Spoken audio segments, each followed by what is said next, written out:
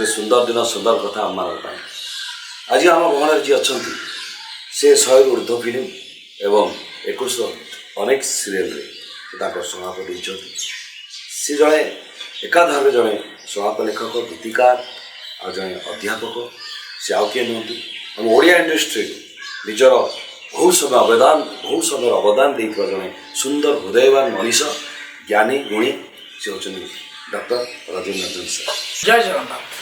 जे 100 ऊर्ध्व फिल्म एवं 21 ऊर्ध्व फिल्म ऊर्ध्व सीरियल सृष्टा सर प्रणाम आपको आप जन सर मुझे आप पाक जी गोटे कथा मन प्रश्न आस सर आमर जो अच्छा Odia industry choreographer and director and actor multi talented diffuse director copy mister Sudhakar Basant sir master ji Indian film में सर 40 वर्ष होगा एवं आम ओडिशा ओडिया इंडस्ट्री का अवदान हो 25 वर्ष सर से तो आप सहित बहुत जड़ित विषय सर किसी सुधाकर जी सहित मोर बंधुत्व 30 इयर्स पाखापाखि ओडिया इंडस्ट्री जिते से एंट्री कले बोधे मोर भितर मन अच्छी सेकेंड फिल्म था सेकेंड फिल्म था प्रेम बंधन तार सब गीत मुझे लिखी मास्टर जी मोर गोटे सुपरहिट गानार करते कोरियोग्राफी रिमझिम वर्षा बेले आम दुहे थी गोटे छता तले रिमझिम वर्षा बेले आम छता तले ये गीत कोरियोग्राफी बेले मुझे मास्टर जी के सहित मोर प्रथम परिचय पर मोर बहुत फिल्म कर नागेश चक्र प्राय सब गाना करते मुझे स्टेट अवार्ड पाई मास्टर जी भितर गोटे बंधुत्व आम सृष्टि होता से बंधुत्व रूप नाला केतबे बंधु प्रशांत पाढ़ी सहित मास्टर जी मु बसलु बहुत स्टोरी आलोचना है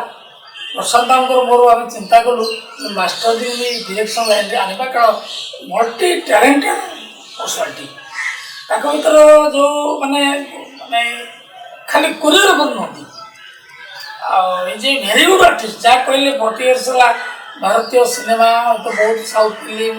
बॉलीवुड रे काम कर बहुत फिल्म काम कर ओडिया इंडस्ट्री आम प्रोड्यूसर अनाम सागर सेकेंड फिल्म नितर मित भाई ना आम प्रपोजल देलु प्रशांत पाढ़ी मोर आ पिक्चर भी मो कैरियर गोटे turning point fast picture super duper hit picture नितर मित अनाम सागर प्रोडक्शन सर आप अध्यापक एवं आप आम जेहतु ओडिशा माटी ओडिया ओडिया ओडिया को आम ओडिया तो आप सर केमती आपण जो केमिस्ट्रीटा आम सुधाकर सर जेहेतु आम अच्छा साउथर लांगुएज से ओडिया बुझी पारती ना एमती आप जो गीत लिखती कि जहाँ भी लिखती शब्द शब्द कथा से बुझी केमती आप विश्वास कर मास्टर जी डेप्थ बहुत ओडिया से पटाक बुझे सागे सागे धरते फ्लुएंट ओडिया कहते से नेक्स्ट पिक्चर था प्रेम अढ़ाई अक्षर से भी सुपर डुपर हिट बाबू संगीत आम एक्सपेरिमेंट करते सुपर डुपर हिट आ बाबू सांग जे भल जो माने गोटे जो भल आर्टिस्ट प्रूव करे मास्टर तादे से सुपर डुपर हिट देखला मु तार वकील प्रोड्यूसर मोर बंधु थे से मोर डायरेक्टर थे मु बहुत फिल्म तार सहित कर बहुत फिल्म आशिक गोटे भल सब्जेक्ट आशिक एवं आउ गोटे पिक्चर आउ 2-3 पिक्चर तक मुझे अधार बहुत दुईटा पिक्चर रिलीज हम कम्प्लीट सर गोटे यही बोधे भल पाइबा आउ गोटे फिल्म हो भल फिल्म गोटे हूँ मु फेरले तुम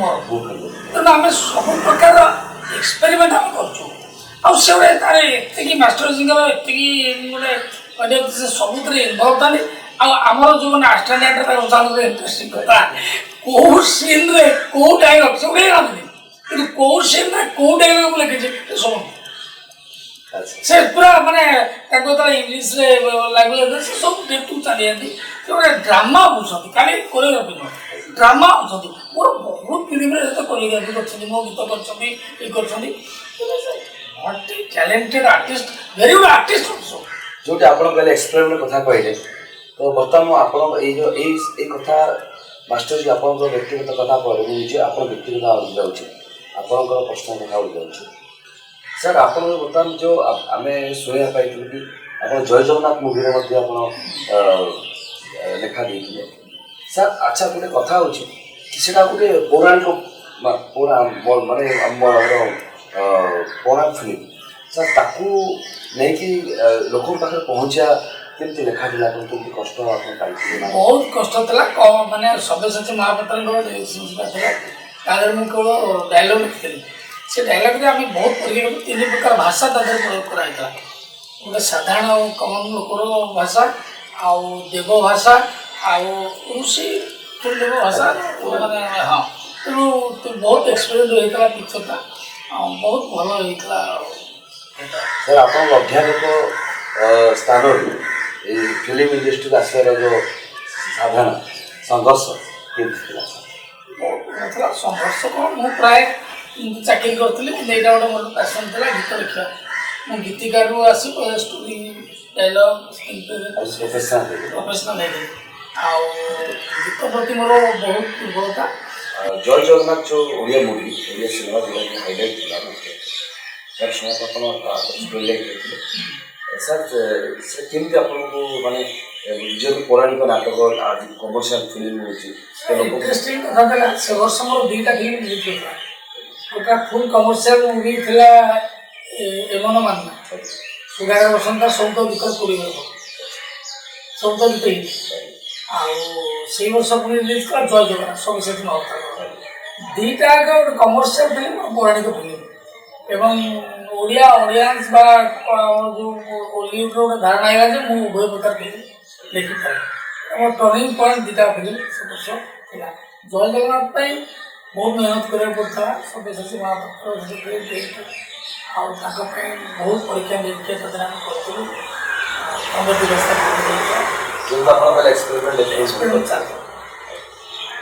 ଆପଣ ଆଉ କଥା ବଡ଼ କଥା ଥିଲା ଆପଣ 2011 ଗୋଟେ ଷ୍ଟାର୍ଟ ଆୱାର୍ଡ ପାଇଥିଲା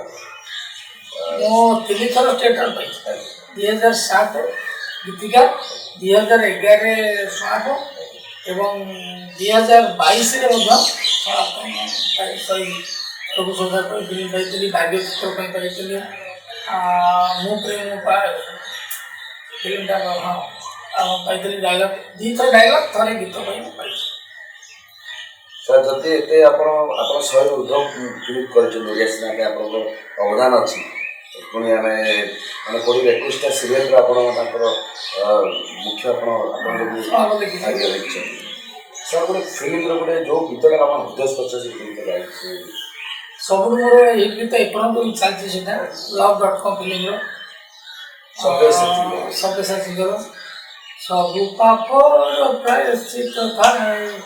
ସବୁ ଭୁଲର କ୍ଷମା ପ୍ରେମ ନୀତିକା ପବିତ୍ର ପାପରେ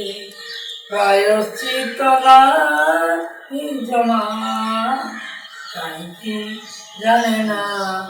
କାହିଁକି ଜାଣେ ନା ଏଇ ତ ମୋତେ ଏପର୍ଯ୍ୟନ୍ତ ବି ଚାଲିଛି ସାର୍ ବର୍ତ୍ତମାନ ଘର ଉପରକୁ ଯାଉଛି ଆପଣ ବର୍ତ୍ତମାନ ଆପଣ ଅଧ୍ୟାପକ ରିଟାୟାର ହେଇଗଲେ ହଁ 2019 ଡିସେମ୍ବର 31 ଆପଣଙ୍କର ସାର୍ ବୟସ କେତେ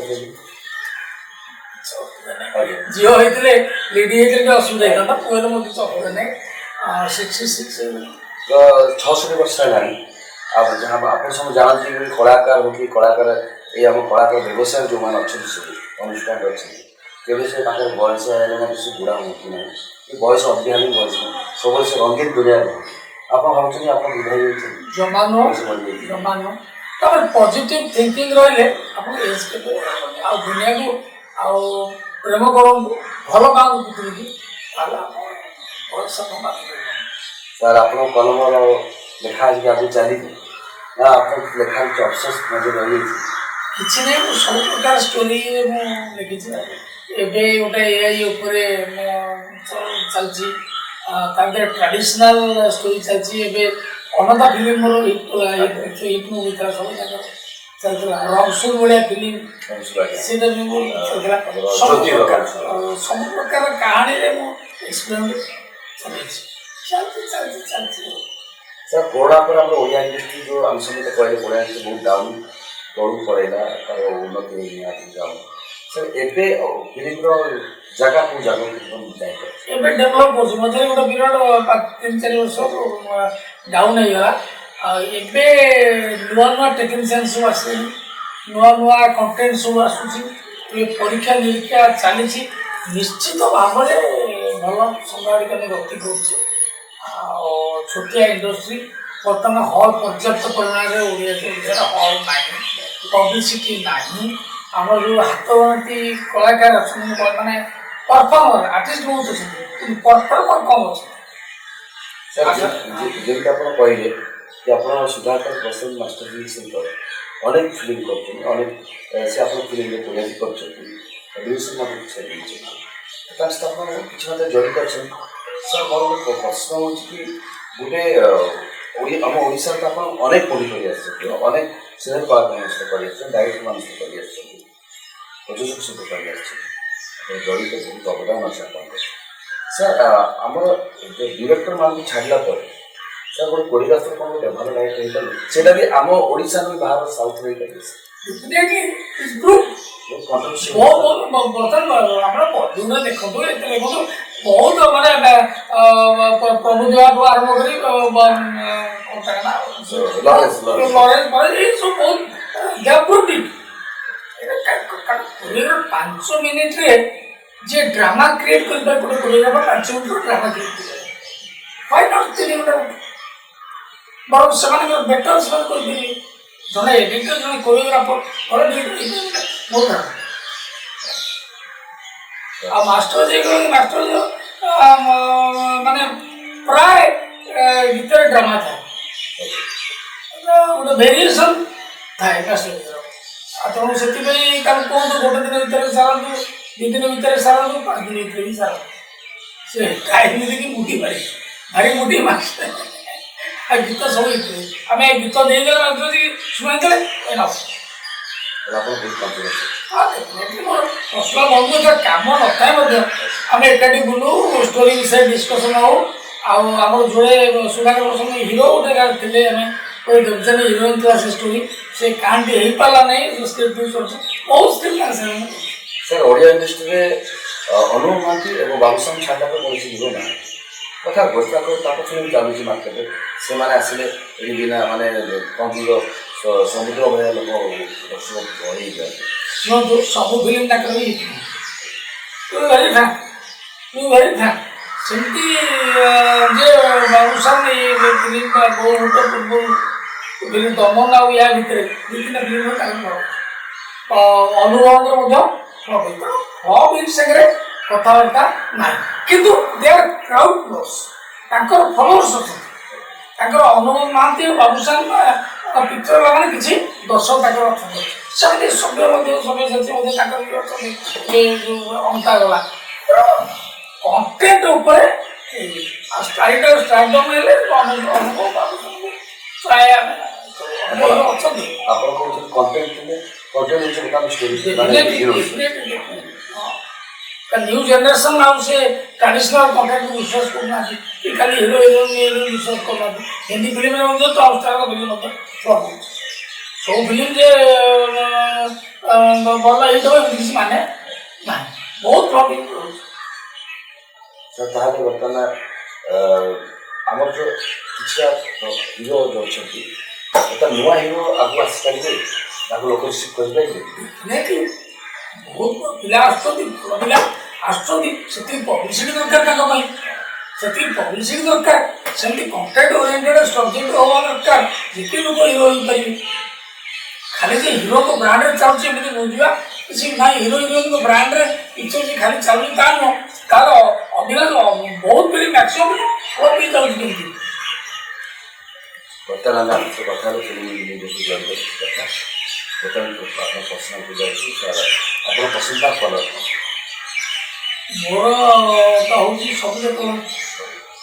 ଆପଣ କ'ଣ ଖାଇବାକୁ ଭଲ ପାଏ? ମୋର ଓଡ଼ିଆ ଖାଦ୍ୟ ଖେଚାଡ଼ିଟା ମୋର ବହୁତ ପ୍ରିୟ।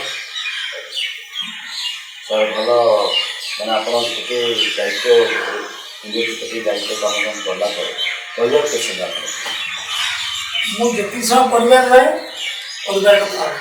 କଲେଜରେ ଯେତେବେଳେ ଅଧ୍ୟାପନା ଅଧ୍ୟାପିକା ରହେ ସେ କଲେଜ କଥା ରହେ। ଆଉ ଯେତେବେଳେ ସ୍କ୍ରିପ୍ଟ ବସେ ମୁଁ ସବୁ ଭୁଲିଯାଏ, ଗୀତ ଲେଖା ବସିଲା ବେଳେ ମୁଁ ପୁରା ଭୁଲିଯାଏ। ଆମ ଫିଲ୍ମ କେତେ ଅବଦାନ ଆପଣ ଏତେ ସମୟ ଦେଇଛନ୍ତି ବର୍ତ୍ତମାନ ଆପଣ ଏଇଟା ଶେଷ କ୍ୱେଶ୍ଚନ୍ କି ଆପଣଙ୍କର ଆମ ଇଣ୍ଡଷ୍ଟ୍ରିଟା କିଛି ଅଫସୋସ ରହିଯାଇଛି?